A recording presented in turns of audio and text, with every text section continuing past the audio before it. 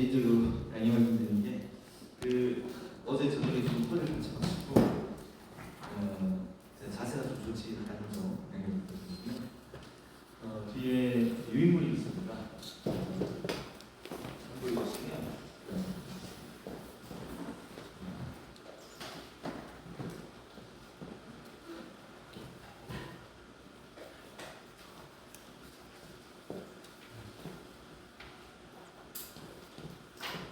오늘 함께 나눌 주제는 요한계시록의 예수 중심성입니다. 여기 계신 분들 중에 계시록의 예수 중심성에 대해서 모르시는 분은 아무도 안 계실 거라고 생각하고요. 다만 이제 아직까지 우리가 계시록을 바라보는 시각 자체가 여전히 종말론적인 시각으로만 바라보는 문제 때문에 아직까지도 한국교회뿐 아니라 전 세계 교회에 좀 이단의 사상이나 어려운 분이 참 많이 있습니다. 이걸 한 번에 바꿔내는 것이 참 어렵고, 지금은 요한계시록에 대한 연구가 그 어느 때보다 활발하게 이루어지기 때문에 많은 목회자분들이나 또 신학생들이나 많은 성도님들이 요한계시록에 대한 오해들을 좀 바로잡고 살아가시지만, 여전히 세대주의적 영향력 아래에 있는 그 많은 분들이 또 요한계시록에 대한 특성을 잘 모르고, 그래서 은혜를 받기보다는 혼란을 경험하는 우리들을 겪게 되는 것 같습니다. 그래서 부족한 주제이긴 하지만 제가 박사과정에서 정리했던 주제를 가지고 잠시 요한계시록의 예수 중심은 무엇인가, 왜 그것을 바라봐야 되고, 우리가 어떻게 요한계시록을 가지고 말씀을 묵상하고, 특히 우리 예수 말씀 연구소 아닙니까? 예수님의 말씀에 대해서 집중할 수 있을 것인가, 이런 것들을 함께 좀 간단하게 바라볼 수 있는 시간 되었으면 좋겠습니다. 개인적으로 제가 요한계시록을 전공하게 된 계기는 종말론 때문입니다. 아마 여기 계신 분들은 기억하시겠지만 1992년 10월 28일 다가올 길을 대비하라, 다비선이라고 줄여서 말하는 그 이장님 중심으로 한 시한부 종말론자들이 한국 사회를 엄청나게 혼란스럽게 됐죠. 그때 제가 고등학생이었습니다. 그래서 정말 저는 지방에 살았지만 일대의 어려움들을 엄청나게 겪었던 기억이 납니다. 그리고 제가 아는 한 친구가 그것 때문에 가정이 깨지고 또 학교를 다니지 못하고, 그래서 저랑 동년배인 친구인데 1년 늦게 다시 고등학교를 들어가게 되는 그런 어려움도 있었어요. 그 친구의 부모님이 이제 세대주의 종말에 빠져가지고 집이 풍비박산 난 것이죠. 직장도 내려치고 그날 군인 재림하시고 휴가가 일어난다, 이런 잘못된 생각에 사로잡혀서 거기에 심취해버리고, 그러니까 이 친구가 고등학생인데 보호도 못 받고 돌봄도 못 받고 어렵게 그 시한부 종말론의 사태가 이제 가짜로 끝났죠. 사회에서 해프닝이라고 하지만 그런 충격적인 사기입니다. 그 사기 이후에 이 친구가 다시 학교를 복학하고 그러면서 이제 가정이 어려워져 있으니까 원래는 안정적으로 학교를 다니던 건 아닌데 이제 본인이 이제 신분배당하면서 일하면서 학교를 다니게 되고 그런 어려움을 겪었던 기억이 생생합니다. 또 그때쯤에 이제 그 학교에서 만났던 한 친구가 있는데 한간에 한국교회를 떠나서게 됐던 정명석 JMS가 판을 치는 시기가 또 90년대 아닙니까? 그때 그 한 친구가 지방에서, 저도 지방이지만 저 시골에서 올라와서 기숙사에 살면서 제가 다니는 같은 교회를 다녔어요. 다니면서 잘 있다가 그만 그 JMS의 게임에 넘어간 겁니다. 그래서 그 친구가 교회도 안 나오고 좀 지나니까 학교도 안 나와. 어느 날 밤 이 친구가 한참을 잠적하다가 야간 자율학습을 마칠 그때쯤에 이제 저희 방에 찾아와서 무슨 일이야 하고 좀 이야기를 나눴죠. 아무래도 이제 이 친구가 이단에 빠졌다는 걸 배우기 때문에 좀 거기서 나오게 하려고 나름 애를 썼던 것 같습니다.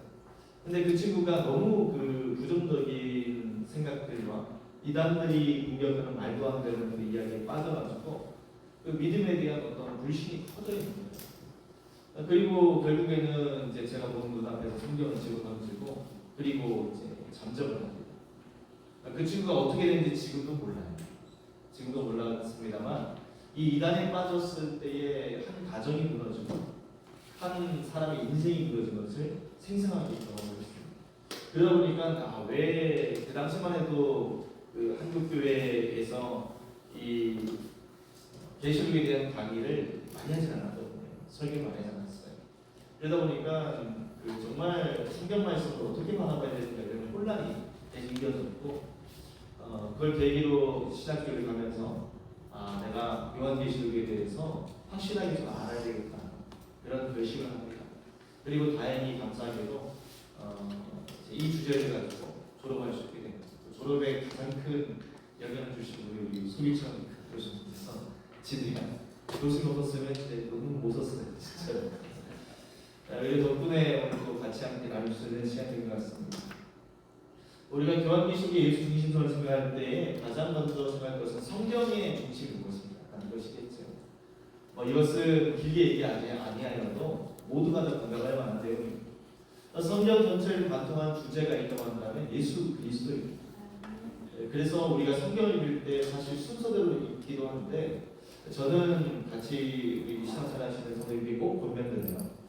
모든 책에는 주석서를 먼저 봐야, 핵심 하이라이트 봐야 그 책을 이해한다. 마찬가지로 성경을 이해한다는 것은 성경의 주제를 알고 그 성경을 읽어야만 되는 것이다. 그래서 신약성경을 먼저 읽으십시오. 꼭 신약성경부터 읽으십시오. 예수님을 알고 나서 구약을 읽어야 그 성경에 있는 하나님의 구속사라는 것이 눈에 들어옵니다. 이렇게 권면적으로 드려요. 그래도 항상 이제 선생님들이 새해가 되면 성경책에 첫 장을 펼쳐서 창세기부터 읽거나 필사를 하다가 항상 레위기에서 그 일만 다니기 많이 하시죠. 왜냐하면 하나님의 구속사라는 관점과 그 핵심된 예수 그리스도의 복음을 우리가 놓치고는 않는데, 이제 예수님 자체를 모르고 성경을 볼 때 그때 다가온 혼란과 어려움들은 엄청납니다. 그래서 우리는 이 성경 자체가 갖고 있는 예수 중심성에 대해서 먼저 분명히 봐야 되죠. 성경의 핵심 주제는 예수 그리스도시고, 신약 성경은 어딜 보아도 예수 그리스도가 드러나는 그런 자리가 성경이라고 우리가 분명히 말합니다. 구약도 마찬가지죠. 구약의 핵심을 이루는 것은 구속사라고 했습니다. 하나님의 구속사, 구원의 역사.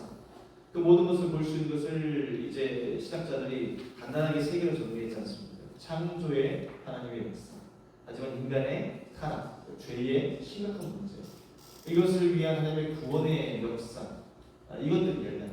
창조 타락 구속이라는 아주 기본적이고 아주 단순한 구조가 구약과 또 우리의 인간 역사를 관통하고 있는 것이죠. 그 속에서 우리가 가장 분명히 볼 수 있는 것이 구약의 구조적 의미라는 것 아닙니까?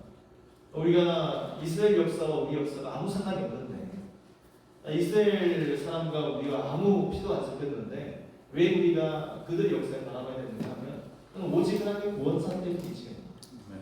왜 출애굽이 우리에게 의미가 있는가? 우리 목사님께서도 이 모세에 대한 건져내기에 대한 메시지를 주셨지만, 왜 우리가 출애굽에 열광하고 그 출애굽을 바라보는가? 이유는 다른 거 아니지 않습니까? 그 출애굽이 보여주는 것이 이 창조타락 구원사의 의미인 것이죠. 이스라엘 백성들은 이제 이집트의 노예 상태에서 건진받았겠지만 우리는 이 죄의 노예 가운데서 건진받았다. 이게 구원의 메시지 아닙니까? 그리고 우리가 이 광야라는 시간을 지나면서 걸어가는 그 광야의 길도 성화의 길이 되는 것이죠. 예수님을 믿는 믿음으로 우리가 이스라엘 백성처럼 광야 같은 인생을 걸어갑니다. 거기에서 배우게 되는 새로운 삶의 라이프 스타일은 분명히 두 가지로 요약이 되죠. 하나는 10대문으로 불리는 하나님의 말씀. 하나님의 말씀을 살아라. 이게 40년 광야의 핵심 아니겠습니까? 그 말씀으로 어떻게 사는가라고 할 때 하나님 중심의 그 라이프 스타일인 예배의 생활이라는 것이 새롭게 훈련됩니다. 성막이라는 것 중에서 드러나는 예배자로서의 삶인 것이죠. 예배가 우리를 하나님과 새롭게 연결시키고 예배를 통해서 우리의 삶이 달라지고, 그게 단지 율법에 나와 있는 법조문을 외우고 살아가는 게 아니라 우리가 하나님과 우리 사이의 관계, 사람과 사람 사이의 관계, 사회의 질서, 심지어는 내 정결 규정을 통해서 사람이 왜 깨끗하게 살아야 됩니까? 어떻게 깨끗하게 살아야 됩니까? 얼마나 깨끗하게 살아야 됩니까? 이런 것들부터 약한 자를 돌보는 방법들과 10분의 1, 11조와 또 우리 101조 같은 또 도피성 같은 사회 안전망까지 다 우리가 생각할 수 있는 그런 삶의 스타일을 배우는 것이 광야의 길 아니겠습니까? 그리고 그 속에서 우리가 소망하는 것이 있다고 한다면 약속했던 가나안, 천국을 소망하는 것입니다. 이러한 이 창조하는 구속이라는 이 구속사적 구약의 유비의 중심에 등장하는 핵심적인 인물이 있다고 한다면 구원자이지. 그래서 성경을 읽으면서 또 하나님의 역사를 보면서 항상 놀라운 것이 이게 꼭 하나님께서 각본을 쓰셔가지고 역사 가운데 이렇게 보여주신다고 할 정도의 놀라운 일치. 그 출애굽의 핵심 인물이 모세라는 겁니다. 건져냈다라는 뜻을 갖고 있는. 모세 그 자체가 왜 예수 그리스도의 그 예표가 되는가라고 하면 그의 업적도 있겠지만 행동도 있겠지만 그의 이름에서 분명히 드러납니다. 그 자신이 건짐을 받았고 또 더 나아가서 그가 이스라엘 백성의 건전을 잡아 부르신 바는 자리, 구원의 자리라는 것이죠. 우리는 모세를 통해서 구원자로 우리에게 오시는 예수 그리스도를 볼 수 있게 되는 것 아니겠습니까? 또한 그 이스라엘 백성들이 약속 땅에 들어갈 때에도 하나님이 누구를 이끌어가시는가 보면 여호수아를 이끌어갑니다. 참 그 이름도 독특한 것 같아요. 예수님이라는 이름 자체가 사실은 여호수아의 헬라어 버전입니다. 구원자다. 예슈아라는 말이 이 헬라어에서 예수스로 번역이 되고 또 예수님이 되어졌을 때에 그 이름을 가지고 써라 말씀하십니다. 그러면서 자연스럽게 이 구약에 나와 있는 구속사의 핵심 유비인 출애굽과 가나안 입성의 사건들 그것을 이끌었던 하나님의 부르신 받은 자 모세 그리고 가나안에 들어갔을 때에 하나님께서 이끄신 여호수아 그 모든 것들을 통해서 정말 예수 그리스도의 구원을 예표하는 구속사의 사건이라고 보편해서 되는 것이죠. 이렇게 정확하게 떨어질 수 있는 그런 흐름이 어디 있겠냐라는 것입니다. 그러니 구약의 구속사에서 드러내고 있는 핵심은 뭐 이사야나 여러 가지 스가랴나 이런 그 구약에 나와 있는 예언서를 다 뒤집어내지 않는다 할지라도 우리 분명하게 내릴 수 있는 결론이 구약의 중심은 누구십니까? 예수 그리스도시다. 그래서 볼 수밖에 없습니다. 그리고 그 예수 그리스도가 누구신가? 무슨 일을 하셨는가? 또 우리가 그 예수 그리스도를 통해서 어떠한 삶을 그나 일하는가? 진짜 그 구약의 구속사의 역사가 우리의 삶에 어떻게 드러나는가? 이걸 볼 수 있는 자리가 신약 성경 전체에 가지고 있죠. 그러니 우리는 신약에서 모든 신약의 복음서와 서신서와 심지어 요한계시록까지도 발견되는 것이 있다고 한다면 예수 중심성입니다. 그래서 보면 복음서에 가장 먼저 쓰여진 것이 마가복음, 우리 예수학교 분들은 다 아시니까 더 설명할 필요가 없을 것 같습니다. 마가복음이 복음서 중에 가장 먼저 써졌는데 그 시작이 기가 막힙니다. 그래서 본문을 프린트에 나와 있지만 저기 띄어놨거든요. 보면 이렇습니다. 하나님의 아들 예수 그리스도의 복음의 시작이다. 그렇죠? 그 다음에 구약의 역사, 하나님의 구속사가 어떻게 연결되는가? 그래서 선지자 이사야의 글에 뭐라 내가 내 세상 앞에 보내노니 요한을 보내고 그 다음에 그가 예비하는 자가 하나님의 오실 길을 예비한 자가 된다. 그리고 나서 그분이 누구인가 할 때 나는 그 9절부터 그때 예수께서 갈릴리 나사렛부터 와서 요단강에서 요한에게 세례받으시고 곧 물에서 올라오실새 하늘의 갈라짐과 성령의 비둘기같이 자기에게 내려오심을 보시더니 하늘로부터 소리가 나기를 너는 내 사랑하는 아들이라 내가 너를 기뻐하노라 하시는 말씀을 이 복음의 핵심이 누구인가? 예수 그리스도이다. 당연한 결론이지만 이것만큼 중요한 게 없어요. 또 이 복음뿐 아니라 요한복음은 더 근원적인 깊이 있는 시각적 통찰을 보여줍니다. 태초에 말씀이 계셨다. 로고스가 계셨다. 로고스 플러스 에스틴이라고 해서 이 태초의 창조의 역사 가운데 함께 하신 말씀이신 예수 그리스도 모든 만물의 근원 되신 로고스가 되신 예수 그리스도 그래서 선포하고 그분을 믿고 영접한 자가 구원을 받고 그분이 이 땅에 오신 것이 하나님의 구속 역사의 핵심이다 선언되는 것이 요한 복음의 선언이지요. 이만큼 분명하게 드러난 것이 없습니다. 서신서도 다 있지만 대표적인 바울 서신의 신학의 핵심을 설명한 게 로마서겠습니다. 로마서에도 등장하는 것은 분명합니다. 예수 그리스도의 종 바울 우리의 정체성을 고백하는 것은 예수 그리스도인 것이죠. 또한 우리가 하나님의 복음에서 선택받았다, 사랑받았다. 그러면서 이 복음은 똑같이 고백합니다. 구약의 구속사의 핵심입니다. 하나님이 선지자를 통해서 아들에 관해서 미리 약속하신 것입니다. 그 아들은 누구신가? 육신으로 다니시는 통 성경으로 죽은 자 가운데서 부활하신 분 하나님의 아들 곧 우리 주 예수 그리스도시다. 이처럼 이 신약의 복음서든 서신서든 모든 것의 중심은 예수 그리스도입니다. 그러면 당연히 요한계시록도 그 중심이 누가 나올 수밖에 없습니까? 예수 그리스도밖에 나올 수 없습니다. 그래서 이 요한계시록의 시작도 보면 서문도 보면 너무 분명합니다. 우리 좀 한번 1절만 좀 읽어볼까요? 자, 예수 그리스도의 계시라 이는 하나님이 그에게 주사 반드시 속히 일어날 일을 그 조주에게 보이시려고 그의 천사를 그쪽으로 보내어 알게 하신 것이라. 이만큼 분명한 서문이 없습니다. 요한계시록의 정체성이 무엇인가? 모든 성경의 중심이신 예수 그리스도가 보이신 이 아포칼립스 하나님의 뜻을 알려주는 계시다. 그럼 그 계시 중심은 계시의 메시지보다는 누구입니까? 계시를 말하신 예수 그리스도라는 겁니다. 그래서 요한도 이것을 선포할 때에 7교회 편지할 때에도 누구를 소개하는가 하면 예수 그리스도를 소개합니다. 이제도 계시고 전에도 계시고 장차 오시기와 그의 보좌 앞에 7 영과 또 충성된 증인으로 죽은 자를 가운데 먼저 나시고 땅의 임금들의 머리에 계신 예수 그리스도를 말미암아 은혜와 평강이 너에게 있을지어다. 그리고 그 다음에 쭉 나오는 이야기가 우리가 아는 것처럼 이 계시록의 모든 핵심 요약한 문장이 7절까지 쭉 이어져 있죠. 이렇게 보면 요한계시록을 바라볼 수밖에 없는 핵심이 사실은 예수 그리스도의 기독론이라는 것이에요. 그런데 이제 장르 특성상 이 요한계시록은 기독론적인 시각보다 종말론적인 시각으로 많이 연구가 됩니다. 그래서 아마 앵커바이블 주석을 보시는 분들은 아시겠지만 앵커바이블 주석에 한글 번역으로 나와 있는데요. 그 앞에 보면은 요한계시록의 역사, 해석의 역사, 해석사가 나옵니다. 거기에 얼마나 요한계시록의 해석사가 종말론적으로 치중되어 있는지 아마 읽어보시면은 상당한 도움이 되실 것 같아요. 그러니 요한계시록을 떠올리면 사실 누가 떠올라야 됩니까?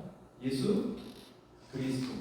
그분이 누구신가? 무슨 되셨는데 사실 우리 이런 거 많이 떠올립니다. 유민들이나 종말이나 베리칩이나 한동안 이제 백신도 나오고 이단 나방했던 바코드 요즘은 AI도 나옵니다.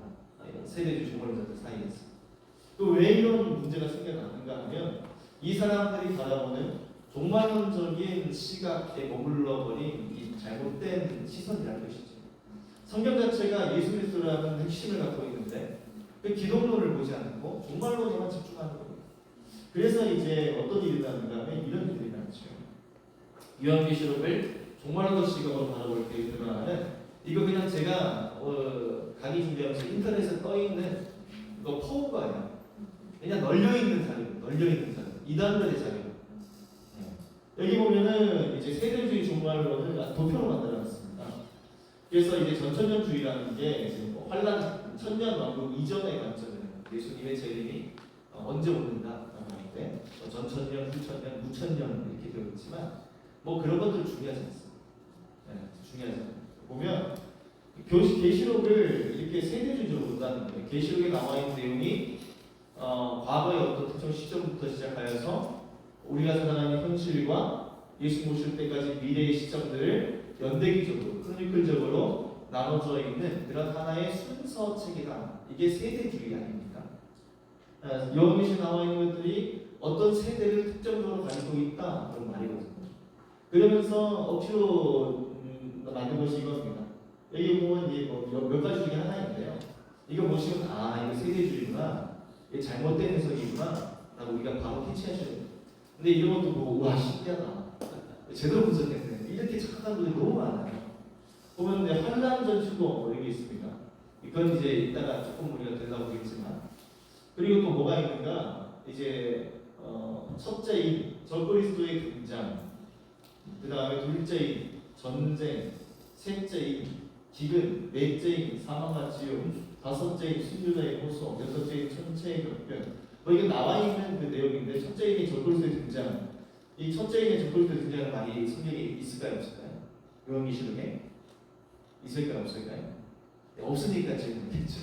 그런 말 없습니다. 읽어보십시오. 첫째인을 뗄 때 적그리스도 등장이니까 그런 말이 안 나오고요. 첫째인을 뗄 때 흰발을 탄 자가 나와서 전쟁을 시작하는 그런 모습이 등장합니다. 그러니까 이것도 이기더라 이런 말이 나오거든요. 근데 그거를 적그리스도의 등장이라고 프레임을 씌우는 거죠. 근데 저 도표만 보면은 야 이거 분석이 나는데 하지만 거기 뭐가 들어가 있습니까? 성경에 나와 있지 아니한 자신들의 잘못된 생각들을 집어넣는 거예요. 우리는 이런 식으로 성경을 해석한 적이 없습니다. 그렇죠? 그리고 적그리스도가 주인공으로 등장하는 것도 없습니다. 그런데 이런 식의 해석들을 가지고 마치 도표를 정리해 놓으니까 진짜인 줄 알고 사람들이 여기 힘없다는 것이죠. 뭐 나팔자양의 성화, 대전재앙, 뭐 그리스도의 재림과 아마겟돈 전쟁 많이 들어보셨죠? 8무기도의 전투라고 해서 무기도 산이라는 뜻입니다. 우리 뭐 소교수님이 워낙 어떤 쪽으로 탁월하기 때문에 여기에 대해서는 더 깊이 있게 설명해 주실 수 있죠. 그 무기도의 배경 역사까지도 다 나와 있는데 뭐 아시는 분들은 잘 아시겠지만 아마겟돈 전쟁하면은 이제 이연세의 만화 아마겟돈이고 그리고 워낙 세계주의 종말론이 많기 때문에 진짜 어떤 세계 핵전쟁이나 세계의 종말론적인 어떤 전쟁들이 일어나서 다 끝나버리고 그리고 거기 이후에 새 천년 새하늘과 새 땅이 이루어질 것이라는 어떤 세계주의 종말론적인 해석이 어떻게 보면 한국교회도 파다하게 머릿속에 들어갔어요. 그러니 그 프레임을 가지고 성경을 보다 보니까 이런 것들이 눈에 들어오는 거예요. 왜인가? 익숙한 때문입니다. 어디서 들어봤어. 어디서 내가 아는 내용이야. 이걸 반응하죠. 반응합니다.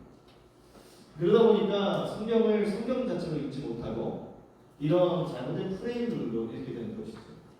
그래서 결국 진리를 떠나가게 됩니다. 근데 대한민국을 덮고 있는 것이 프레임 전쟁 아닙니까?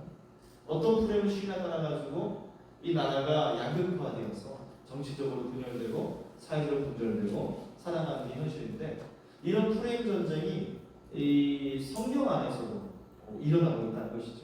그래서 우리는 프레임을 벗어난 것을 먼저 봐야 됩니다. 그게 종교개혁자들이 말했던 말씀으로 돌아가자 솔라 스크립투라라는 운동의 핵심 아니겠습니까?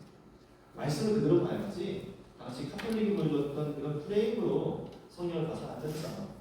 마찬가지로 요한계시록 볼 때도 우리가 이 프레임을 벗어나서 메시지를 봐야 되는 것이죠. 또 이것도요 그냥 떠 있는 거고요. 이런 것들 보시면 야 이거 성경 정리 잘했네 이렇게 하시는데 세대주의 종말론의 도표들이에요. 보면 이제 교회의 시대라는 게 있습니다. 요한계시록 1장에서 3장 이게 뭐냐면 세대주의 종말론자들이 말하는 가장 기본적인 내용이에요. 요한계시록이 이 세대를 하나님의 구속사의 시간을 크로니클적으로 연대기적으로 끌어안자면 그 1장부터 3장까지에 나온 7교회는 어떤 시대냐, 어떤 시대에 부합되느냐 이거를 자기들이 얘기하는 거예요. 그래서 에베소, 서머나 버가모, 두아디라, 그다음 빌라델비아, 라우디게아, 디게아, 그다음에 4대 사빌라, 빌라델비아, 라우디게아 나오는데 이게 교회 시대라고 막 빼놓는 거예요. 마치 이제 에베소부터 시작해서 라우디게아까지의 교회의 특성들을 가지고 그 콘스탄틴 이후에 교회의 시대가 도래했는데 그 교회의 시대가 7교회가 특성을 갖게 된다 이렇게 말합니다. 솔깃하시죠? 혹하죠? 에베소처럼 어떤 교회의 시대? 첫사랑을 잃어버리는 교회의 시대 이게 막 나온다는 거죠. 환란과 핍박 가운데 있는 시대 그리고 죽임당하는 시대 오히려 막 라우디게아처럼 따뜻한 그 뜨거운 열정을 잃어버린 시대 이런 시대로 흘러간다. 그러면서 중세의 이야기를 하고 로마 카톨릭에 대한 이야기를 하고 그다음 종교개혁에 대한 얘기를 하고 지금 시대 얘기한다는 거예요. 근데 우리 여기 계신 우리 목회자분들, 성도님들 아시겠지만 지금 시대의 신앙이 뜨겁습니까? 미지근합니까? 미지근하죠. 그럼 누군가 와서 지금은 라우디게의 시대다 그러면 어떻게 하죠? 솔깃하거든요. 솔깃하죠. 그런 식으로 예전부터 지금까지 세대주의가 우리 현혹합니다. 근데 충격적인 사실은 이 에베소부터 라우디게아까지의 7교회의 순서는 어떤 순서인가면요. 지도를 보시면 그 요한이 잡혀있던 파트모스 섬에서 가장 먼저 만나게 된 도시가 에베소입니다. 배 타고 들어가면 에베소 먼저 가요. 그리고 순회 편지라고 뭐 잘 아시겠지만 에베소부터 이 메시지를 들고 교회를 순회하면 뭐 나가는 지역 아닙니까? 그 만나는 지리 순서로 적어놓은 것들을 교회 시대라고 알레고리컬하게 해석하는데 여기에 많이 넘어가고 무너졌죠. 한번 여기에 아하 그렇구나 하는 순간 이제 코가 빼기 시작합니다. 그 다음부터는 일사천리입니다.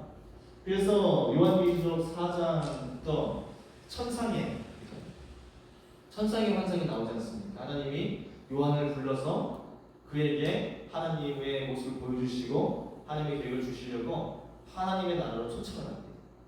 근데 그 초청하는 장면을 뭘로 바꾸느냐? 저기 보면 환란기 준비시기로 밑에 있을 거예요. 조그만 글씨 있죠. 이거 그냥 그 요한계시록의 7년 대환란 7년 다 나와요. 요한계시록의 환란, 도표 다 나옵니다. 지금도 막 검색되는 거죠. 제가 그게 얼마나 황당한지 우리가 한번 봐야 되니까 아시는 분들은 아시겠지만 또 온라인으로 보시는 분들 위해서 제가 일부러 말씀드립니다. 보면 첫 번째부터 여섯 번째 부활하고 휴거된 보이시죠? 여기 4장 7장 여기 보면 예수님의 공중 재림이 언제 일어나는가라고 할 때 이 요한계시록 교회 시대가 끝나고 일어난다 이렇게 말하는 주장을 하는 사람이 있고요. 에베소 교회 이전에 일어난다고 말하는 사람이 있고요. 그 다음에 마지막에 아마게돈 전쟁이 끝나고 천년왕국 올 때 그때 휴거를 한다고 말하는 사람이 있습니다. 다 달라요. 자기들도. 왜 다를까요? 말도 안 되는 소리니까 안 맞으니까 다 틀린 거예요. 이게 답이 아닌데 어떻게 맞춥니까? 그렇죠? 그러니까 여기저기 다 끼워 맞추고 난리를 치는 거죠. 그래서 사실 이 스토리 안에서 보면 하나님이 요한에게 하나님의 환상을 보여주기 위해서 초청하는 천상으로 초청한 자리인데 그걸 뭘로 봅니까? 휴거의 자리로 보는 겁니다. 어떤 세대이지 않을까요? 막 그런 얘기가 나옵니다. 그리고 나서 거기서 첫째부터 여섯째까지를 또 첫째인의 시대, 둘째인의 시대 이런 말이 나오는 것이죠. 첫째인의 시대 아까 나온 적그리스도가 등장이나 줍니다. 그죠? 그때부터 이제 휴거받지 못한 남아있는 자들과 또 하나님을 대적하는 자들 사이에 이제 재앙과 혼란이 쏟아지는 그런 시대를 이렇게 말하기 시작합니다. 소설이 이제부터 시작된 본격적인 소설입니다. 그리고 나서 뭐가 나오는가? 7년 대환란이라는 말이 나오는데요. 엄청 이게 정신 안 차리고 보면 트리키한 내용이에요. 왜냐면 저기서 보면은 7년 대환란에서 전 3년 반 환란과 후 3년 반 환란이 나오지 않습니까? 그런데 물론 요한계시록에는 한때 그때 반때 3년 반을 가릴 때는 그 42개월 1년 나오긴 해요. 하지만 그게 앞 3년 반과 후 3년 반으로 구분되어서 나올까요? 안 나올까요?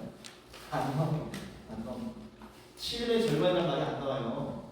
다만 하나님의 심판과 하나님의 그 재앙을 설명할 때에 특정한 숫자를 써서 3년 반의 기간을 가리키는 한때 그때 반때 1260일, 42달 이런 말을 씁니다. 근데 그거는 특별한 장르를 이런 거예요. 근데 그게 3년만 나오니까 앞에 7년 대학원에 전 3년만 있겠고 후 3년만 있겠다라고 인간 스스로 생각합니다. 그러면서 뭐까지 가져오는가? 다니엘의 70일이라는 다니엘 9장에 나오는 내용까지 갖고 와서 거기서부터 출발하는 거예요. 근데 다니엘 9장에 나와 있는 그 70번째 일에 대한 그거는 누구도 해석할 수 없습니다. 누구도 해석할 수 없어요. 그게 요한계시록이라 말하면 그 사람은 정말 이단이에요. 이단이에요. 말도 안 되는 얘기를 하는 거죠. 그리고 나서 천년왕국이 노래하는데 언제 지상 땅을 오냐, 아니면 이제 우주로 가냐, 이런 여러 가지 의견이 나오고요. 영원의 상태가 나오겠지. 그러니까 자기 마음대로 딱 출발하고 거기에 잘못 해석하는 순간 요한계시록이 뭘로 보입니까? 다른 이야기로 보이기 시작합니다. 이단들이 하는 것이 항상 이런 방식이죠. 프레이밍. 신천지도 프레이밍 작업을 먼저 한 다음에 이 사람이 자신의 프레이밍으로 성경을 읽게 만들어서 그래서 지금 있는 모든 교회를 뭘로 바꿔버립니까? 다 심판받아야 할 그런 적그리스도로 바꿔버리는 거죠. 이거 누구만 돈집받게 만듭니까? 자기 교주랑 이만이랑 그를 따라가는 그 밑에 있는 악한 사기꾼들 12사도라고 그리고 14만 4천 얼마나 이 숫자가 좋은지 그 14만 4천에 들어야 된다 이렇게 하죠. 이건 뭐 역대 모든 우리나라에서뿐 아니라 전 세계에서 발행한 세대주의 이단의 레포토리입니다. 요즘 재밌는 사건이 일어나고 있어요. 씁쓸하지만 그들의 발표에 따르면 이 신천지 신도수가 20만이 넘었습니다. 20만 넘었어요. 그러니 이제 14만 4천만 돈을 받지 않습니까? 그래서 그 안에 웃지 못한 계급 전쟁이 벌어지고 계급 전쟁. 네. 참이 웃긴 일입니다. 웃긴 일. 그러니까 한 번 잘못 프레이밍으로 성경을 봤을 때 일어나는 비극이 이루어지죠. 그래서 우리가 이 예오한계시록도 성경의 성경다운 언어의 예수그리스도를 바라보는 거죠. 이거는 더 어마어마해요. 저는 이분은 누구지 모르겠는데 이분의 블로그에 들어갔는데 이 사람만큼 세계주의 종말론을 가장 정확하고도 자세하고도 쓸데없이 자세하게 만들어서 사용했어요. 예, 야, 이게 엄청난 사람이에요. 그 블로그에 보니까 누군지 알겠어요. 이단 중에 말씀 보존학회 아마 한 번쯤 우리 교수님께서 언급하셨다는데 바로 우리 교수님 나오시네요. 킹 제임스 버전이 완전한 성경이다라는 말도 안 되고 좀 무지한 것들을 주장하는 그런 사람입니다. 실제로 작년에요. 저희 교회도 항상 금요일마다 수지구청 사거리 요 앞에서 전도하거든요. 근데 작년에 한 분이 나와서 그 킹 제임스 이쪽을 주장하는 말씀 보존학회에서 한 분이 나와가지고 등 뒤에다가 이제 무시무시한 말씀들 있지 않습니까? 붙여놓고 막 나름의 어떤 설교라고 하는 공포를 주장하는 메시지를 수지구청 앞에서 그 사거리 옆앞에서 하시더라고요. 끔찍한 일입니다. 근데 그런 사람들이 왜 그런 데 빠집니까? 이미 프레이밍에 갇혀가지고 세계주의 종말론적으로 저렇게 살아가는 거예요. 그러니까 자신들의 그 잘못된 생각이 틀렸다는 것을 보지 못하고 다른 사람까지 멸망으로 일으키는 그런 악한 일에 앞장서게 되는 것이죠. 얼마나 불쌍합니까? 예수 안 믿으면 모르겠는데 예수 믿어요. 믿는데 악한 일을 이끌어간다는 게 참담한 일이 아니겠습니까? 그래서 우리는 이런 끔찍한 일들 저렇게 열심히 도표 만들 시간에 열심히 전도하면 얼마나 감사합니까? 근데 이런 말도 안 되는 것들을 있는데 한번 이런 것들을 보시면 이런 내용들 불미, 비마다 이런 것들을 보시면 세대주의 종말론이 구조가 저렇게 나오구나 하고 우리가 이해하십니다. 다른 말로 어디 가서 요한계시록 강의하는데 저런저런 나오면 어떻게 하시면 되겠습니까? 그 자리에 뜨는 거예요. 얼마나 좋습니까? 이단들이 나는 이단이에요 하고 잘 알려주고 있어요. 자, 그러면 우리가 이제 이 다니엘 9장 있습니다. 한번 이거 잠깐 보면요. 9장에 나온 다니엘의 70일이라는 게 요 나와 있는 내용입니다. 내 백성과 내 거룩한 성을 위하여 이른 이래를 기한으로 정하였나니 허물이 그치며 죄가 끝나며 죄악이 용서되며 영원한 의가 드러나며 환상과 예언을 위하여 또 지극히 거룩한 이가 기름 부음을 받으리라. 그러므로 너는 그들 알지 좀 나옵니다. 이렇게 나오는데 이거를 보시면서 이게 어떻게 요한계시록을 해석할 수 있는 키워드 되는지 아무리 찾아도 99번도 모르겠어요. 근데 이걸 갖다 끼우는데 근사입니다. 그래서 이거는 이제 다니엘서 안에서 해석됩니다. 자, 그럼 보면요. 이제 요한계시록에 나오는 잘 아시겠지만 온라인에서 들으신 분들 위해서 한번 14만 4천에 대한 잘못된 해석이 얼마나 우리를 소리에서 멀어지게 하느냐고 보내드렸습니다. 께서 보내게 하여 주옵소서. 14만 4천이 이제 나오지 않습니까? 그러면서 항상 이단들은 뭐라고 말하죠? 구원받을 자는 14만 4천밖에 없다. 그래서 포교 활동에 적극적으로 나섭니다. 근데 이게 참 잘못된 해석이라는 게요. 바로 7장 9절에 보면 우리 정말 유명한 찬양에 나오는 구절 있지 않습니까? 한번 9절만 한번 읽어주시겠습니까? 자, 이 후에 내가 보니 각 나라와 족속과 백성과 방언에서 아무도 이길 수 없는 큰 무리가 나가 키로스 입고 손에 쟁결한 일들로 보좌 앞과 어머니 앞에 섰어. 구원받은 사람들이 막 온 세계에서 셀 수 없는 사람들이 몰려드는 환상을 눈앞에서 보여주십니다. 14만 4천이 있고 셀 수 없는 사람들이 있는데 과연 셀 수 없는 사람은 누구고 14만 4천 누구일까요? 누구일 거라는 것입니까? 네. 이 세대주의 종말론자들은 저 구절을 해석하지 않거나 아니면 14만 4천을 풀어 설명한 거다 이렇게 억지로 끼워 맞췄는데 다른 내용입니다. 이 일 후에 14만 4천을 선발하여서 하나님의 그 승리, 예수 그리스도의 승리를 보게 하는 선발대로 쓰시더라는 요한계시록의 그 내용이 나오거든요. 근데 그거 말고 이 이후에 온 세계 열방에서 구원받은 셀 수 없는 사람들을 보여주시고 나서 깨달아 알라고 거기에 있는 장로 중 하나가 요한에게 역질문을 던집니다. 누군지 알겠니? 그 말은 이 사람들이 누군지 내가 얘기해 주겠다는 말이죠. 그리고 나서 하는 게 예수 그리스도에게 구원받은 사람들, 어린 양의 피에 씻음받은 사람들, 우리 같은 사람들, 셀 수 없는 사람들. 이런 구원의 메시지가 그냥 바로 나옵니다. 읽으면 그냥 바로 나오는데 프레임이 갇히면 그러면 바로 나오는 구원의 메시지도 보지 못하고 이제 20만이 넘어가면 신천지 안에서의 전체는 우리가 볼 수밖에 없는 것이죠. 참 비극 아니겠습니까? 그래서 보면 세대주의 종말론의 해석의 문제들은요 2장에서 3장 7교회를 가운데 현재까지 교회 상태로 대해서 설명드린 거고요. 7교회의 시대가 있고 7인의 시대가 이어지고 7나팔의 시대가 이어지고 7대접의 시대가 이어진다. 이런 식으로 세대를 나눕니다만 인나팔 대접은 그 어떻게 보면은 이제 중첩과 강화 심판이 한번 시작되면 처음에는 시동을 걸었다가 돌이킬 수 없을 정도로 부어지는 것처럼 왜 인이고 왜 나팔이고 왜 대접이냐 이것이 그 당시 사람들의 문화와 언어 속에 하나님의 심판의 확실성을 보여주고 있습니다. 두루마리를 떼는 것으로 시작하여서 나팔은 항상 경고와 외치지 않습니까? 대접은 재앙을 완전히 쏟아버리겠다는 뜻이거든요.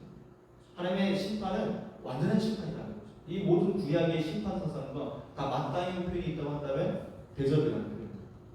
하나님의 심판은 완벽한 심판. 아멘. 근데 그런 것들을 보지 못하고 자기들 나름대로 이 세상에 어떤 시대이냐고 자꾸 딴 데로 갑니다. 그래서 계시록 12장에 나오는 것도 이 시한부 종말론, 세대주의 종말론인데 보면 카톨릭과 교회 대립을 형성하기도 하고 유럽연합과 전 세계의 대립으로 보기도 하고 뭐 공산주의와 자유주의적인 대립으로 보기도 하고 하여튼 어쨌든 끼워 맞춰야 되니까 별별 이야기를 다 하는 것이죠. 네. 그리고 구원받는 이가 14만 4천밖에 없다라는 말도 안 되는 이야기를 하지 않습니까? 세계 경제를 장악하는 짐승을 찾아야 되고 적그리스도를 찾아야 되고 이게 교황이었다가 유럽연합이었다가 소련이었다가 또 이 보면은 엄청 웃깁니다. 김일성도 나와요. 네. 윤미를 어떻게 해석하는지 모르겠는데 오 진짜 신기하네. 윤미를 해석했는데 김일성을 짜맞춰요. 그 다음에 뭐 히틀러 나오고 아니 별별 사람 다 나온다. 저 뭐죠? 교황도 나옵니다. 하여튼 이걸 어떻게까지 이렇게 끼워 맞추는지 모르겠는데 희한한 걸 끼워 맞춰요. 그리고 뭐 아마겟돈 전쟁이 3차 핵전쟁이다. 전 세계 종교 대전이다. 별별 얘기 갖다 붙이죠. 휴거, 천년왕국, 백투 예루살렘 이것도 좀 위험한 사상입니다. 백투 예루살렘 때문에 일어나는 많은 어려움들이 있어요. 진짜로 이 엄청나게 단순한 얘기고 이 세대주의에서 나오는 건데요. 백투 예루살렘 운동이라는 것이 진짜 우리가 선교적인 마인드로 주님의 복음이 출발했던 그 땅이 주님께 구원받아야 되니까 사도 바울처럼 그 민족도 우리가 구원하자. 그들에게 복음 전해야 된다. 그런 선교적 비전이라면 좋은데 세대주의 종말은 어떻게 얘기하냐면요. 지구가 둥글지 않습니다. 복음이 땅끝까지 전파되면 내가 오리라는 말씀을 문자 그대로 해석하는 거예요. 그래서 복음의 출발이 예루살렘이니까 세상의 끝은 어디냐? 지구 한번 되돌리면 예루살렘이다. 그래서 예루살렘에 복음이 전해지고 다 전도가 되면 예수님 오신다. 누가 얘기했을까요? 세대주의 종말론자들의 주장입니다. 근데 그것을 이제 인터법이 따라가면서 그 사람이 거기에 심취해서 따라가면서 많은 사람들을 잘못 이끈 거예요. 진짜 우리가 백주의 삶을 외친다고 한다면 로마서 9장부터 11장에 나와 있는 사도 바울의 자기 민족을 위한 탄식이 있거든요. 내민족은 어떻게 될까? 하나님이 복음의 출발을 삼으셨는데 그들을 버리지 않으실 것이다. 버리지 않을 것이다. 그들에게 복음을 전해 주십시오라는 그 요청을 듣고 우리가 이것을 선교해야 되는데 그게 안 된다는 거죠. 이런 문제가 많은 이들을 낙심하게 만들고 시험되게 만들고 이단에 빠지게 만듭니다. 그래서 우리는요 요한계시록을 예수 그리스도와 그를 따르는 성도의 승리라는 본래적 메시지로 해석되는 것입니다. 아멘. 그래서 이 아포칼립스라는 말이 묵시라고 하니까 무섭잖아요. 지옥의 묵시요. 옛날에 영화 중에 이게 무섭잖아요. 이름을 벗어나야 된다. 이 계시라는 것은 감추어진 것을 드러야 된다라는 것인데 모든 예언이 다 계시입니다. 그리고 그 계시의 핵심은 누구실까요? 예수 그리스도. 하나님의 드러난 계시. 계시의 완성. 예수 그리스도 이외에 뭘 받았다 그러면은 어떤 사람들입니까? 일단 이상한 사람들. 이상한 사람. 그래서 우리는 하나님의 계획을 보되 예수 그리스도 통한 계획을 발견해주고 있습니다. 그래서 이건 안되게 넘어가고요. 그러면 이제 심각한 문제를 보면요. 프린트물에 남아있는 요한계시록 보시면 그래서 요한계시록을 종말론 중심으로 해석할 때 생기는 한 4가지의 문제점들을 봤는데 첫째는 계시록의 주제 파괴라는 거죠. 그리스도가 보이지 않게 만듭니다. 두 번째는 계시록의 무슨 파괴입니까? 장르 파괴. 계시록이 갖고 있는 문학적 장르가 있습니다. 묵시문학이라는 장르가 있는데 그 장르를 파괴해. 우리도 그렇지 않습니까? 우리가 드라마를 볼 때, 영화를 볼 때, 혹은 어떤 강연을 들을 때 다 장르가 달라요. 어떤 건 스릴러가 있고 어떤 건 이제 눈물 쏟는 드라마가 있고 또 우리가 많이 좋아하는 한국 K-드라마의 파워, 막장 드라마가 있습니다. 그 막장 드라마의 요소가 있거든요. 항상 그 주인공은 비련의 주인공이 남자들. 그리고 막장 요소에 뭐가 있습니까? 출생의 비밀. 알고 봤더니 옆집 아저씨가 아빠였네. 이런 거 있잖아요. 덕분과도 있습니다. 집안에 막 그 며느리로 들어갔더니 세상에 며느리가 아니고 딸이었네. 이런 막장 드라마가 한국에 나와요. 그 보면서 막 충격받지만 우리가 그걸 믿지 않는 이유는 뭐죠? 막장 드라마의 장르는 원래 그래야 됩니다. 그래야 돼요. 그런데 또 다른 스릴러물들은 그렇지 않죠. 스릴러물들은 범죄 사건이 나와야 되고 뭔가 반전이 나와야 되고 거기에 맞는 장치들이 나옵니다. 액션도 마찬가지죠. 액션도 당연히 액션인데 갑자기 싸우지 않고 가만히 있으면 액션이 아니지 않습니까? 액션 장치들이 있거든요. 장르라는 것이 마찬가지입니다. 복음서라는 장르는 예수 그리스도에게 집중하고 그분의 그 복음의 시작과 끝, 예수님의 공생애부터 십자가의 죽음과 부활에 이르기까지 그 갈릴리 가나 예루살렘의 구조를 가지고 복음에 대해서 살펴보는 것이 장르입니다. 서신선 편지이기 때문에 편지의 형식이라는 특징을 갖고 있지. 그래서 권면의 말들이 많이 나오고 핵심 주제들을 많이 설명합니다. 책망도 나오고 이러지 않습니까? 그러면 계시록도 묵시문학이라는 장르가 있을 거 아니에요. 근데 계시록이 참 놀라운 책입니다. 아름다운 책이에요. 복잡한 책이 아니고 정말 아름답고 복합적인 그런 예술적 책이에요. 그래서 계시록의 장르가 여러 가지 나오는데요. 이게 제가 한 건 아니고 학자들이 이제 정리해 둔 겁니다. 첫째는 이게 복음의 메시지다 보니까 편지의 형태를 갖고 있어요. 그래서 파트모스 섬에서 에베소라는 지역부터 돌아가는 편지가 되기 위해서 편지문을 만듭니다. 이걸 이제 액자형 구조의 바깥이라고 해서 편지라고 합니다. 그 편지 안에는 핵심이 담겨 있죠. 그게 이제 묵시, 계시라고 합니다. 그래서 교회에 보면 편한 편지이기 때문에 발신자가 있고 수신자가 있고 내용이 있는 것이죠. 당연히. 근데 이게 어떤 특성을 갖고 있는가? 기독교 예언의 특성을 갖고 있습니다. 성령의 임재 이후에 드러난 독특한 현상이 있다고 한다면 예언문화라는 거지 않습니까? 그래서 우리 다들 아시겠지만 얼마나 이 예언이 좀 무분별하게 쓰였는지 그 고린도전서 12장에부터 시작된 은사장에 보면은 너희가 방언 이런 거 너무 앞에 뛰어나와가지고 하지 말고 질서 있게 해라. 예언 이런 것들을 더 받기를 사모해라 이런 말이 나올 정도로 그 장르의 특성이 등장하는 거죠. 또 예언이라는 것이 항상 환상적인 걸 쓰고 이미지를 많이 씁니다. 그러니 그 환상의 이미지가 하나의 언어가 돼서 요한계시록에 등장하는 거죠. 또 묵시문학은 종말에 대한 서사, 스토리텔링이 있어요. 그리고 나서 목회적 권면, 이거 뭐하러 이걸 보여주느냐 하면, 당연히 이 종말의 내용을 듣고 정신 차리고 예수 믿으라는 것도 있겠지만, 그 도미티안 시대에 복음을 증거하다가 수많은 사람이 감옥에 잡히고 어려움을 겪는 그 시대에 예수님을 거리에서 외출 수 없는 그 시대에 이 사람들에게 하나님의 구원의 계획이 일부 가운데 살아오고 있다. 지금 환란으로 끝날 것 같지만 아니다. 하나님의 구원의 계획의 과정 중에 있다. 교회의 힘내라, 소망을 가져, 승리하라, 이런 메시지를 하고 그러니 목표를 위한 권면의 메시지가 당연히 핵심을 잡고 있습니다. 오늘 그 목표적 권면을 보려면 예수를 봐야지 종말을 봐야 된다. 그게 이제 계시록에 나와 있는데 그 1장부터 나오는 서문의 핵심인 것이죠. 그래서 우리는 이 계시록에 여러 가지 내용이 있겠지만 이 보시면 이제 반모섬에서 에베소 성원과 버거로 도와드려 산에 그대로 나오기를 보이시죠? 이게 순서입니다. 이 지도만 봐도 나오는 거를 이단들이 막 편입시키고 있는 안 되는 것이죠. 저수련대가 AD 90년 중반 도미티안노스 혼대 생시 말기인데 요거는 이제 어떤 사람들은 네로 시대라고 말할 수 있습니다. 그건 이제 학자를 말하는 자네가 다르지만 대부분 요즘은 이제 도미티안노스 혼대 생시 말기로 보고 히브리서나 이런 그 서신서들과의 유사 연대가 되겠죠. 그때의 이제 도미티안 자체가 이제 자신을 퀴리오스로 부르게 만들고 세우스로 부르게 만듭니다. 그런 공포정치 시대 때 이 도미티아노스에 대한 기록이 별로 없어요. 왜냐면 이 사람은 이제 로마에서 싫어하는 사람이기 때문에 기록 말씀이라는 충분히 싫어합니다. 그리고 그 짐승의 숫자 같은 암호로 왜 자꾸 계시를 쓰는가 하면 클리어하게 다른 편지 서신서들처럼 대놓고 쓰면 되지 왜 이렇게 환상과 계시의 언어를 쓰나.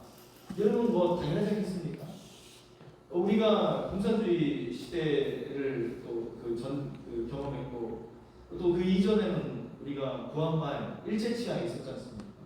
그때 일제치하 때도 대놓고 그 일본을 비판하면 다 잡혀가지 않았습니까? 네.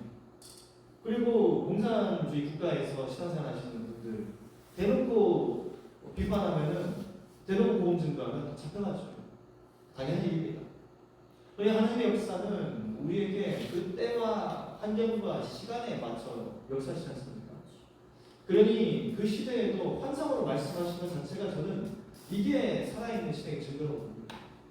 하나님이 만약에 만들어진 가짜 존재라고 한다면 뭐하러 그렇게 어렵게 하겠어요.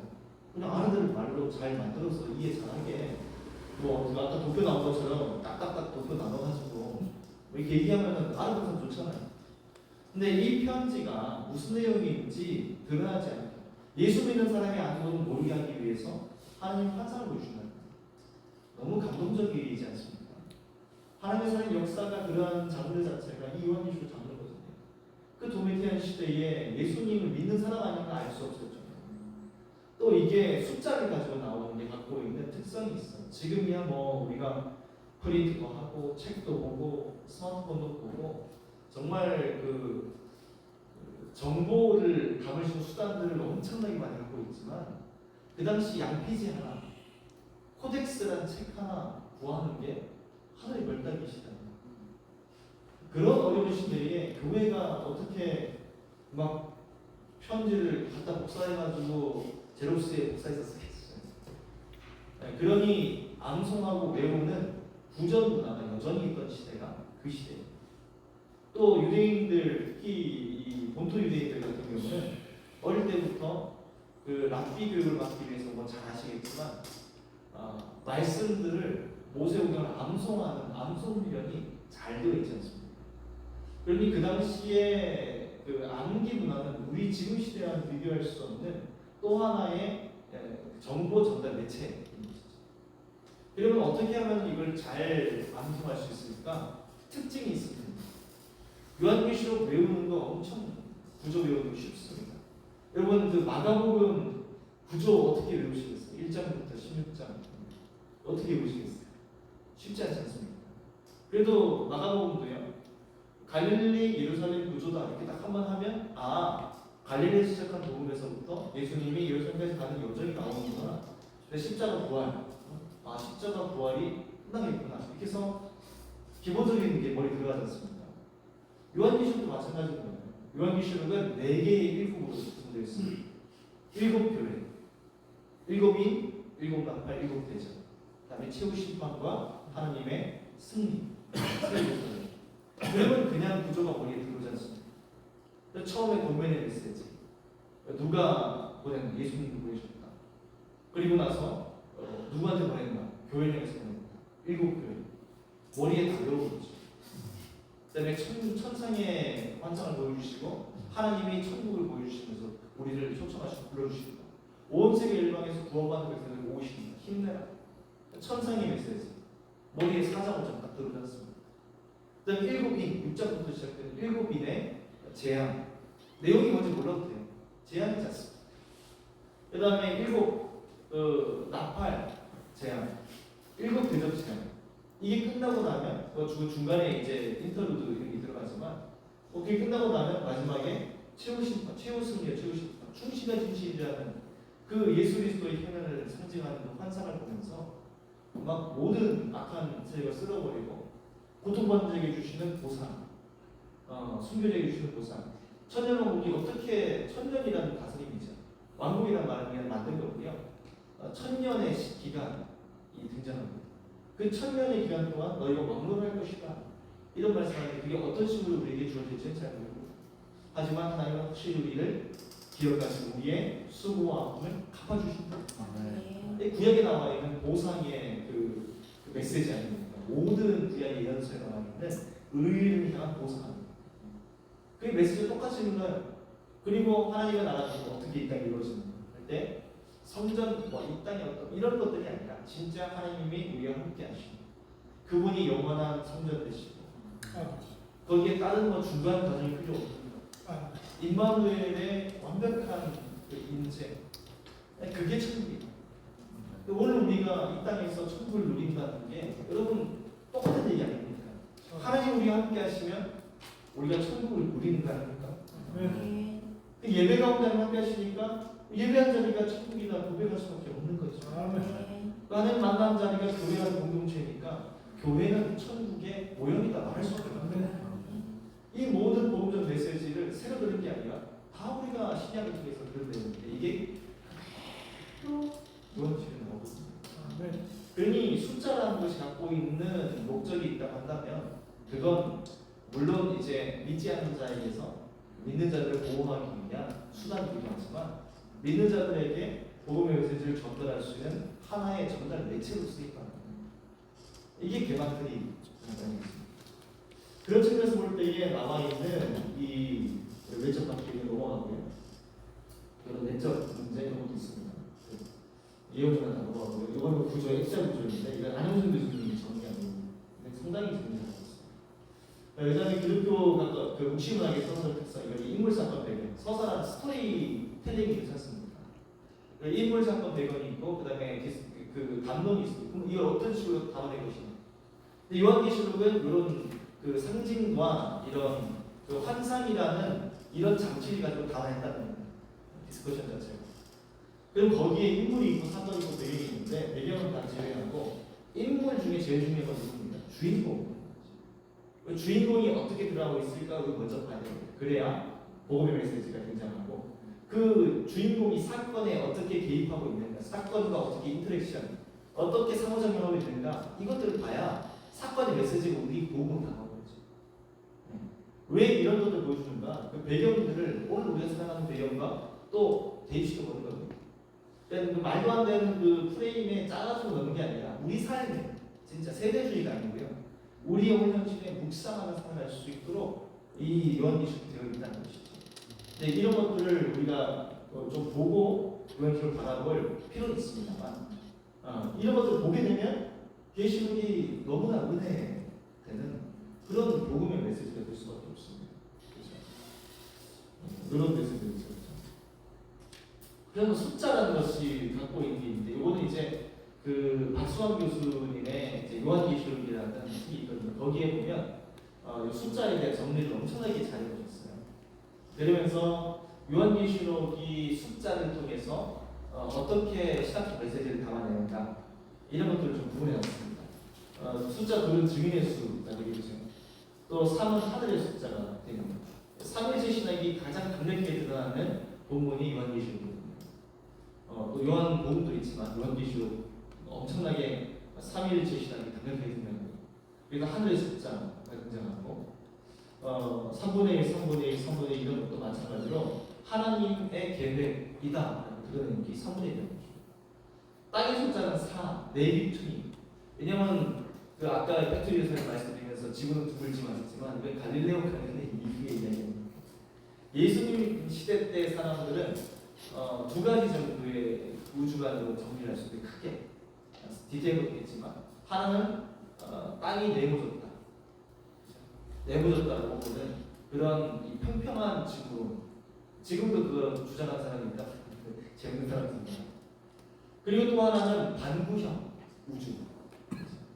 그러니까 이제 사각형은 아니지만 동그란 원이 있어서 이 반구처럼 우리 교회 동처럼 이렇게 우주가 걸려 있고 위에 이제 걸려 있고 그다음에 이 평평한 바닥처럼 온 세계가 이렇게 펼쳐져 있고 이제 이 바닥 밑에 내려가면 지옥, 그죠? 또 하늘 위로 올라가면 천국.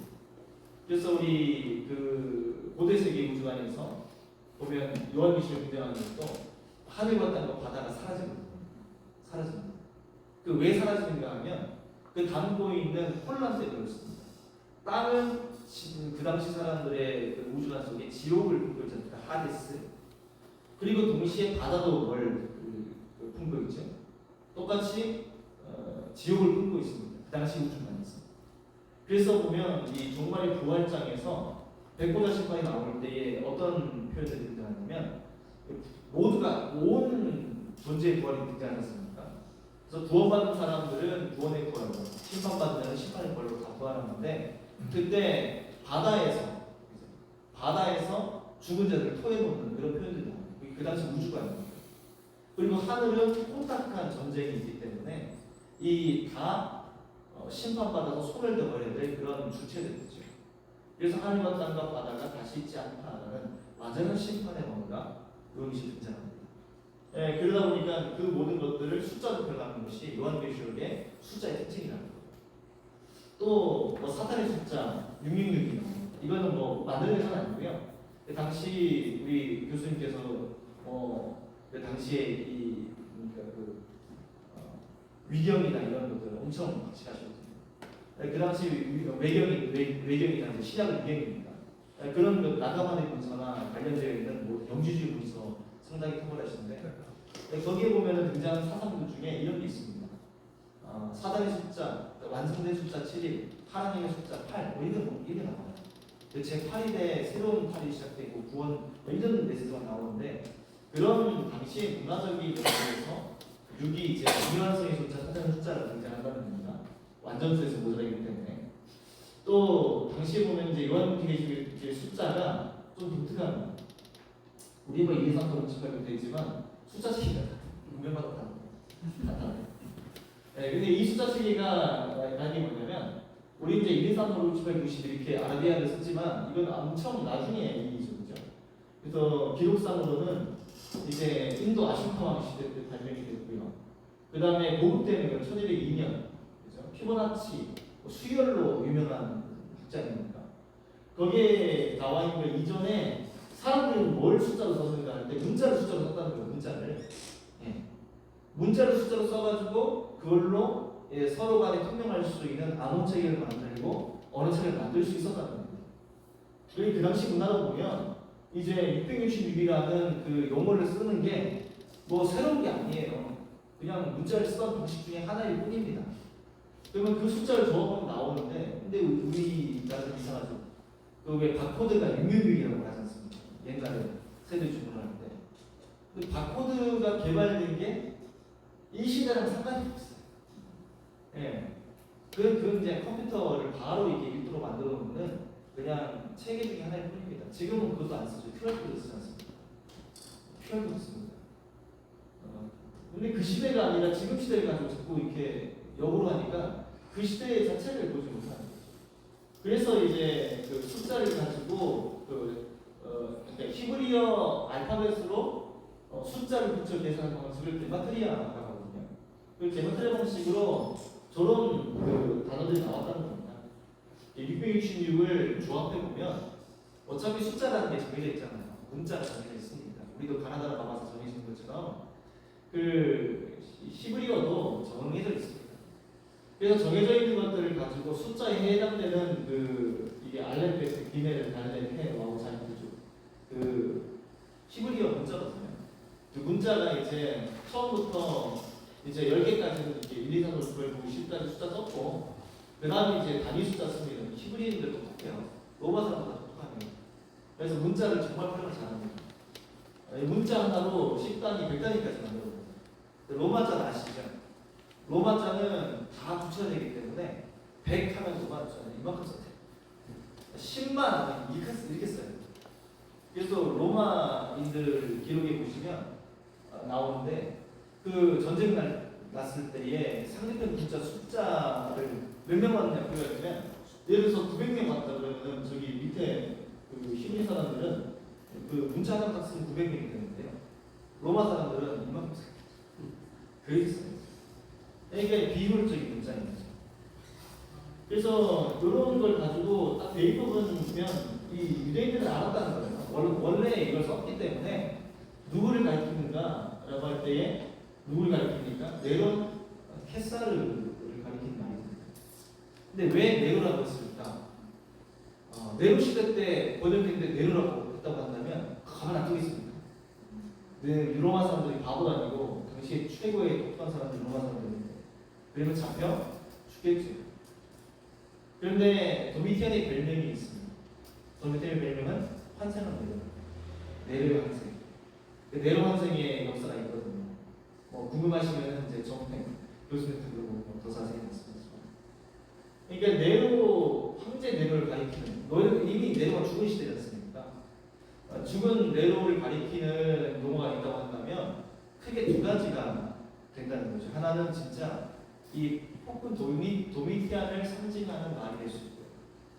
또 하나는 그 당시 로마 사람들이 갖고 있었던 그 네로 황제가 다시 돌아와서 모든 것을 평정하고 그리고 황제에 복귀해서 그 로마의 그 자기가 갖고 있는 억울함을 해소하고 그 전 세계를 정복할 것이다. 이런 내용이 나와요.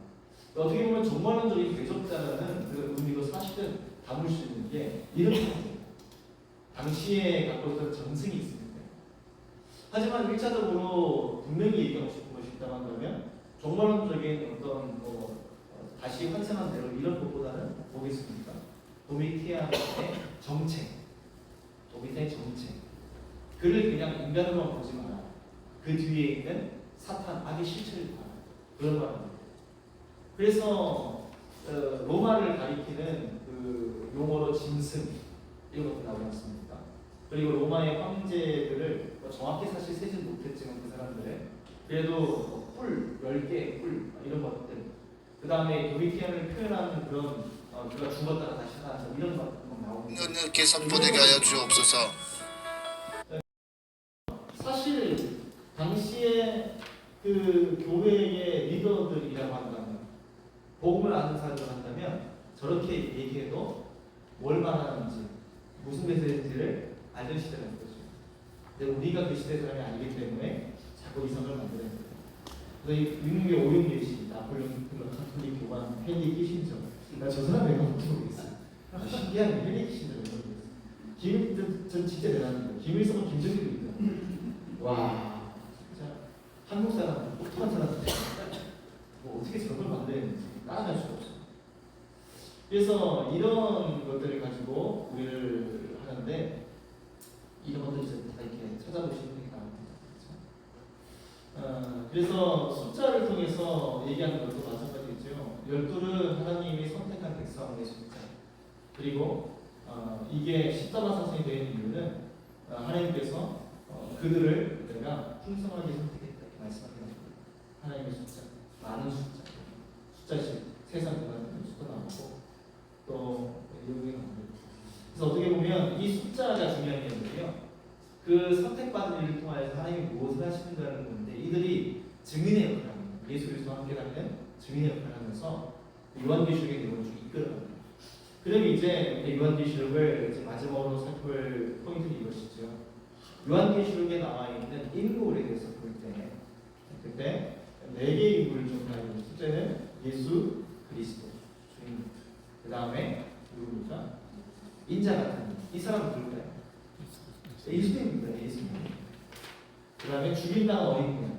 요한계시록 전체에서 가장 끌고 가는 누굽니까? 예수 그리스도. 그 다음에 철저로 만국을 다스릴 자라고 해서 12장에 나오는 환상이 되는 겁니다. 거기에 보면 이 철저로 만국을 다스릴 자가 이제 뱀이 만국을 토해놓고 주리가 받았습니다. 근데 그가 하늘로 올려간다. 그게 보여주는 게 이제 이스라엘 땅에 태어난 예수 그리스도에 대한 표현이죠. 교회되는 사람들은 모두가 알 수밖에 없는 그분의 부활. 사탄이 죽이려고 십자가에 달았지만 그걸 죽일 수 없습니다. 부활하셔서 승천하시고 장차 철로 된 막대기를 가지고 심판하러 오실 그분. 복음서가 고백하고 모두가 고백하는 동일한 메시지. 그분이 들어오는데 그 19장의 메시지로 오거든요. 그래서 보면은 12장과 19장이 연결되는 게 12장에 나와 있는 그 남자아이가 철장으로 받았을 자가 하늘로 올라갑니다. 이게 예수님의 그 승천에 대한 메시지고 그러고 나서 그분이 왜 올라갔는가 하면 다 이루었다고 올라간 게 아니라 장차 만국을 심판하기 위해서 내려오기 위한 상승과 하강의 구조가 드러나고 있습니다. 그래서 19장에 나와 있는 말탄자 이 요한이요 예수 그리스도를 강조하기 위해서 가진 수식을 통해서 이분이 예수님이다를 계속 얘기해요. 만왕의 왕이요 만주의 주시다 이런 말도 쓰고 네. 그렇게 나옵니다. 그래서 충신과 진실이라는 그 이름으로 또 얘기하고 그러면서 예수 그리스도가 오셔서 심판하실 것이다. 그 심판은 완전한 심판이요 그 승리는 완전한 승리다. 이게 나옵니다. 하느님께서 보내게 하여 주옵소서. 이게 안 나와요. 우리는 이제 아마겟돈 들으면 왜 보통 갖고 있었던 생각들이 뭐 그게 1차 전쟁이든 2차 전쟁이든 3차 전쟁이든 뭐 아니면 나중에 AI의 그 뭡니까 그런 로봇과의 전쟁이든 뭐든지 간에 이 전쟁이 막 이렇게 서로의 싸움 이게 나오잖아요. 근데 한번 요한계시록 읽어보십시오. 이런 치고받는 싸움 없어요. 그런 거 없습니다. 그냥 일방적입니다. 그냥 모여서 막 이렇게 모으지만 심판이기 때문에 심판이 그렇지 않습니까? 심판은 서로 멱살 잡는 게 아니에요. 그냥 한쪽이 일방적으로 끝나버리는 겁니다. 그래서 읽어보시면 예수 그리스도의 심판이 완전한 승리하고요. 어린양의 잔치, 어떤 잔치입니까? 마치 그 승리한 전장에서 시체가 질벼되는 적군의 시체가 그러면 거기에 막 까마귀들이나 새들이 와서 뜯어먹습니다. 마찬가지로 이 온 그 자연도 분양하여서 심판받은 죽음의 심판을 받은 자들을 보고 너희들이 그 파티를 내라 할 정도로 완벽한 승리를 보여주는 게 요한계시록의 메시지인 것이죠. 그래서 우리는 예수 그리스도를 바라보고 인재 같은 이가 등장하는 이유를 알게 되고 주님과 어린양이 누구이신지를 보게 되고 철저한 마음을 다스리는 누구인지를 보게 되는데 이 네 개의 인물을 가지고 요한계시록을 읽다 보면 여기 부조가 나오거든요. 읽다 보면 저기 책에다가 정리가 되어 있는데 예수 그리스도를 통해서 주고자 하는 메시지가 너무 다양하다는 것을 알게 됩니다. 그 예수 그리스도라는 인물이 등장하는 제일 핵심적인 게 시작과 끝이거든요. 여기에 보면 예수 그리스도에서 주고자 하는 메시지는 무엇이겠습니까? 이 모든 역사의 주관하는 자가 예수 그리스도시다. 우리를 구원하신 그분이 우리에게 이 말씀을 보여주신 것이다. 다른데 않아요. 그 마지막에 신부와 성령이 충천하면서 맨 마지막에 마라나타 주 예수 오시옵소서 끝났습니다. 여기에 보면 우리가 이 모든 믿음의 길을 걸어갈 때 붙잡을 분이 예수님밖에 없다는 것을 보여주는 거죠.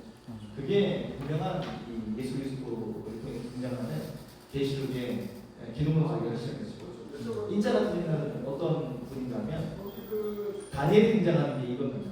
다니엘의 인자 같은 이가 영원 계신 자 앞에 서가지고 나오지 않습니까?